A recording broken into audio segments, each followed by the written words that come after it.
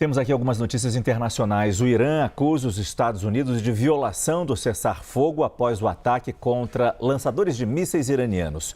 E a Guarda Revolucionária ameaça retaliação enquanto negociadores buscam resolver o impasse na redação de um possível acordo.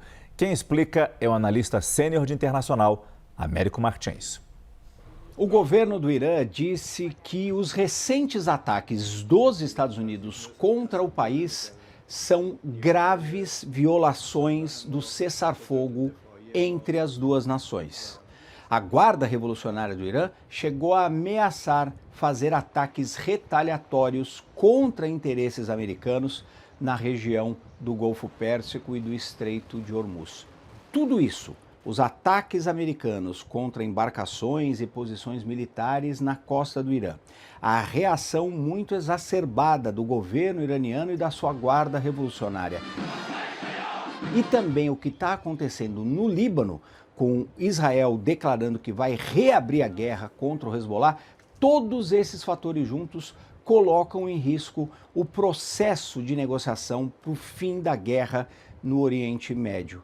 Isso tudo acontece no momento em que os dois lados, tanto os Estados Unidos como o Irã, davam sinais de que o mundo estaria próximo de assistir ao final dessa guerra. O secretário de Estado norte-americano Marco Rubio chegou a dizer que era uma questão de se acertar frases e palavras num documento final que acabaria de uma vez por todas com a guerra. Acertar frases e palavras, por exemplo, com relação ao programa nuclear do Irã, que o Irã não quer abrir mão, mas que os Estados Unidos insiste como um ponto absolutamente fundamental neste processo.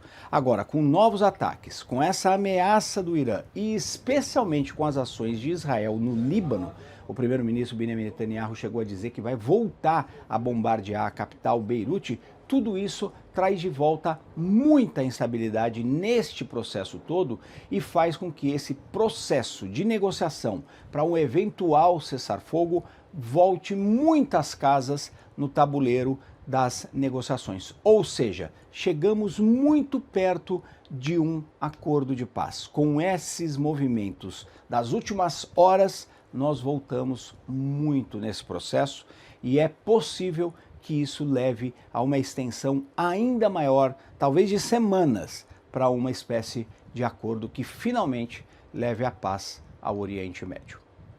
De Londres, Américo Martins. E autoridades do Líbano registraram ao menos 31 mortes nos últimos ataques israelenses.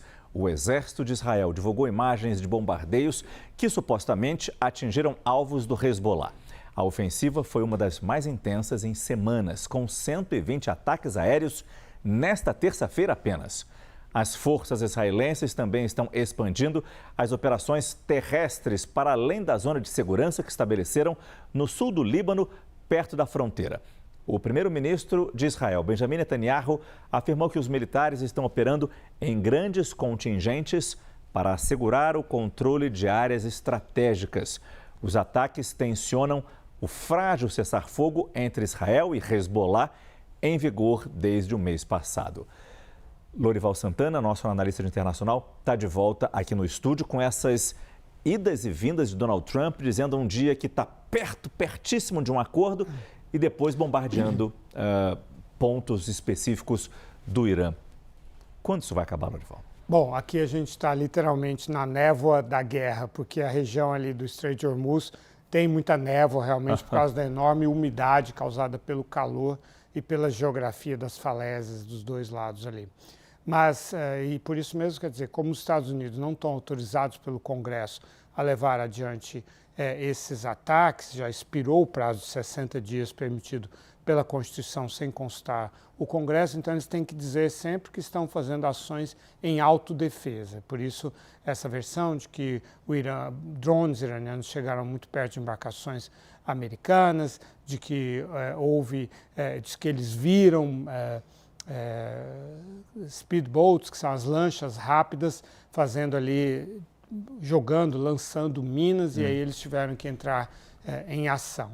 A gente não sabe exatamente se foi isso ou se foi realmente porque simplesmente eles não terminaram o trabalho, estão muito longe de terminar a tarefa de degradar as forças iranianas que controlam o Estreito de Hormuz, naquelas falésias, naquelas áreas em que é muito fácil ocultar drones, mísseis e as lanchas que trafegam ali da Guarda Revolucionária. São muito difíceis de identificar no meio de tantas embarcações de pesca, de contrabando, numa área que, como eu disse, tem muito pouca visibilidade.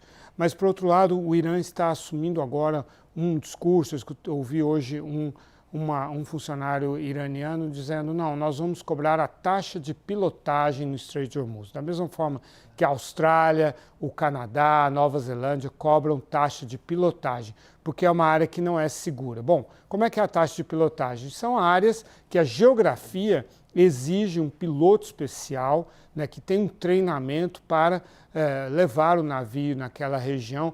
Por exemplo, no Rio São Lourenço, no Canadá, que tem muito gelo na época de inverno, ou na Colômbia Britânica, e também na Austrália, na Grande Barreira de Corais, na Nova Zelândia, nos portos muito estreitos. Essas áreas têm a taxa de pilotagem que é aceita internacionalmente. É totalmente diferente do que o Irã está fazendo, que é causar uma insegurança, causar os ataques no Estreito de Hormuz e falar: bom, como aqui está inseguro, então nós é que vamos pilotar. Então isso demonstra que o Irã está muito forte nessa ideia de cobrar pedágio no Estreito de Hormuz e isso está dificultando muito as negociações.